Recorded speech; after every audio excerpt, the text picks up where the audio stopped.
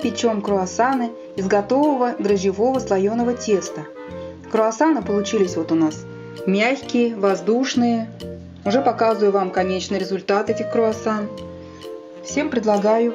Это очень быстро, удобно, когда особенно нет времени у хозяек, и очень вкусно.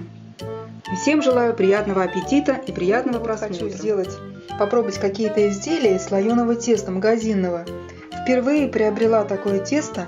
Вот у меня 450 грамм.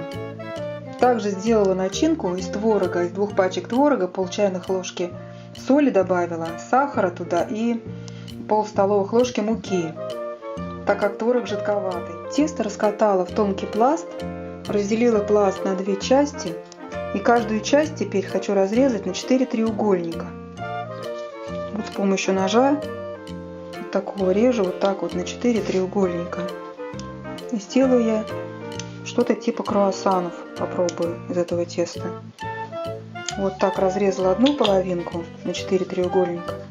И сейчас разрежу вторую также половинку. После этого буду творогом начинять и скручивать круассан. Делаем круассанчик. Вот тут делаем небольшой надрезик. У меня вот такой ножик есть маленький. Я так для красоты немножко делаю вот такие вот, немножко надрезики, как бы вот. Ну, просто как пунктир. Но это можно не делать, это я просто от нечего делать, как говорится. Переверну его, чтобы они с той стороны были. Теперь кладу немножко творога, кладу начинку, небольшой кусочек вот такой. Вот чуть побольше положу. Вот и сворачиваю круассанчик. Так, и чтобы хвостики в сторону ушли, скручиваем от широкой стороны к узкой. И вот у нас получился вот такой маленький круассанчик. Все круассанчики выкладываю на противень, застеленный вощеной бумагой. Вот такие круассанчики у меня получились. Я их оставлю немножко постоять, они по инструкции должны еще подняться. Так в инструкции написано про это тесто. И вот после этого, как они постоят, я их смажу желтком и отправлю запекаться на 180 градусов.